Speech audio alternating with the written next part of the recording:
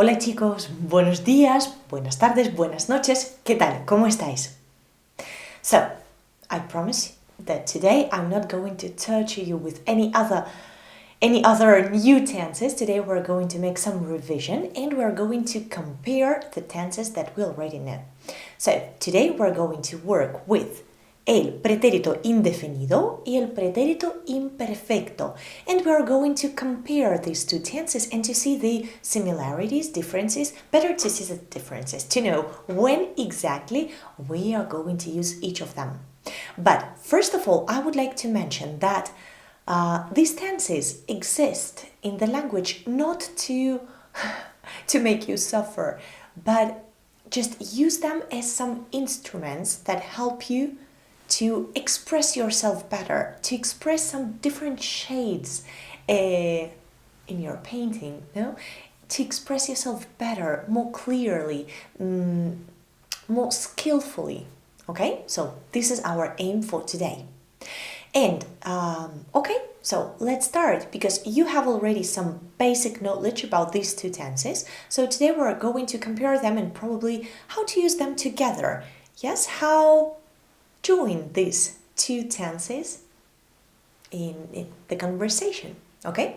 So first of all, you remember that el indefinido, it's called indefinite, but actually usually we use it when we know exactly when some event happened, right?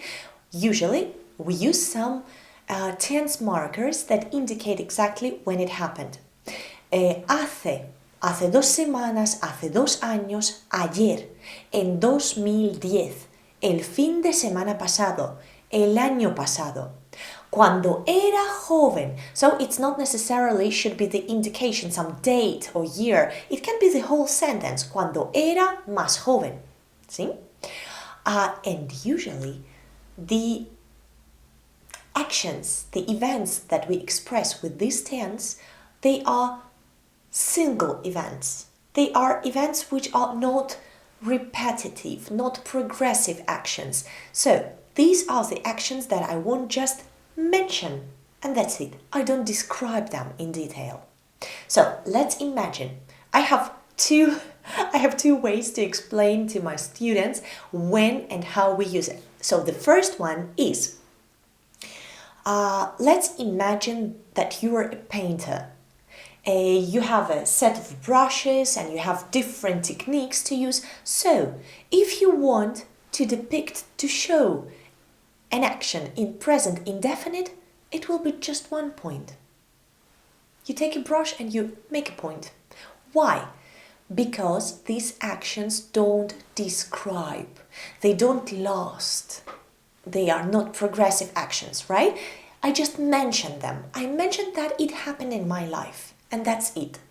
See? For example, hice la tarea ayer. Fui al supermercado ayer. ¿Sí? Estudié en la universidad. I don't want to describe my routine, describe what I exactly did, the weather conditions, how I felt, and etc. I just mention it.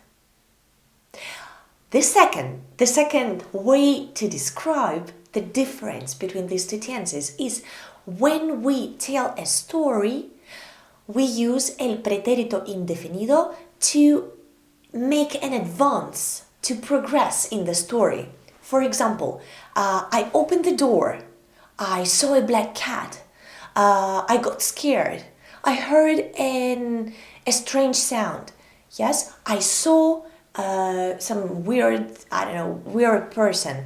So these are the actions that help our story to progress, to advance. Yes, it's not pure description of the scenery, of the weather, of something that how I felt, something my inner state, right?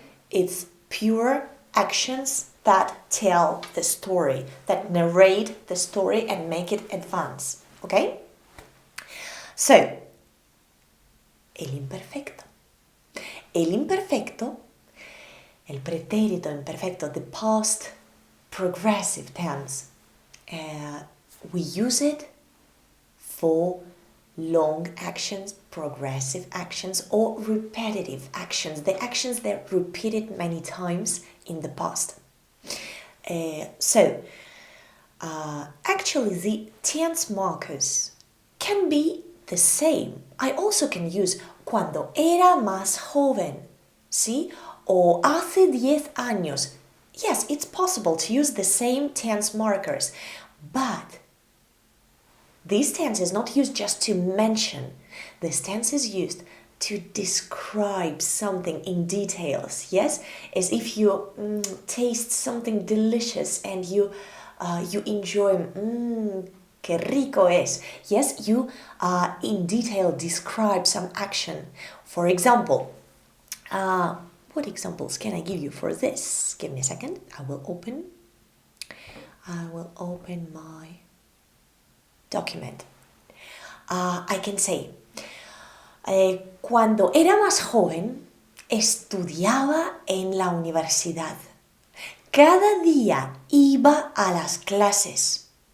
Me levantaba a las 6:30. So you see, I describe my routine in details. I tell you, I express some actions which were repetitive, which were not single actions in the past. So let's come back to these two ways of comparison that I gave you before. So let's return to the painter's technique. So I mentioned you that el pretérito indefinido, it's just a spot, it's just one point. So if we need to paint el pretérito imperfecto, it will be the whole line because it's a progressive action. It's the action which lasted long in the past.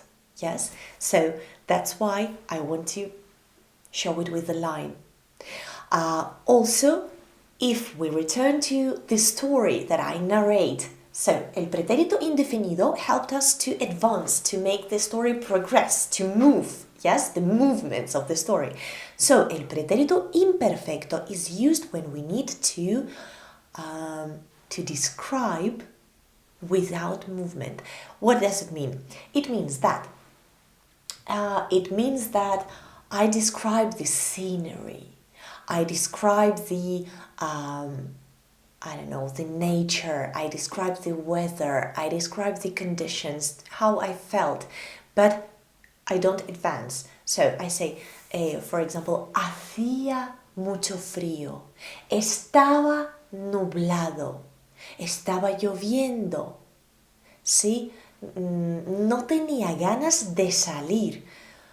So I don't mention any movement, any action, any going forward movement in the story. I just describe the scenery. Okay? So that's why these two tenses can be used in narrating a story, but they are responsible for two different functions, as you see. Sometimes these two actions, tenses, can be used together in one sentence. And it's really great and nice because here you also can see the difference between them. For example, cuando estudiaba en la universidad empecé a trabajar. So we have two actions. Usually it's time expressions, time phrases. So the first one indicates when it happened. It's kind of background action. Estudiaba, I was studying at the university. So this is the whole epoch in my life. This is something long, progressive. And the second one, empecé a estudiar. It's just one point on the scale of my life, right? Empecé a estudiar. It's like to mark a point, to paint a spot on this scale. So that's why it's a short single action and I express it with the indefinido. So you see, sometimes these two sentences are used together when we want to show one background action and that something happened during the first action. Yes, something interrupted it. Yes, so I hope that This helps you to see the difference. And actually, there are a lot of these sentences and we use them a lot. And that's why it's a very good practice to see the difference. So in this lesson, in our grammar exercises, we're going to try to show this difference, to see this difference, and to practice it, okay? So that's why, first of all, always think what I want to say. It's something that happened within a long span of time, something that was during some time, something that lasts long or not. Or it was something single, short, just to mention, without description. And I really hope that it will help you. Okay? So I will give you some time to digest this information, to practice a lot with these two tenses, and then later, probably we're going to compare all three of them. Yeah? We will do it. Okay, so good luck. Any questions, please contact me. I will be really glad to explain or to give you more exercises to practice. Vale, muchas gracias y hasta luego.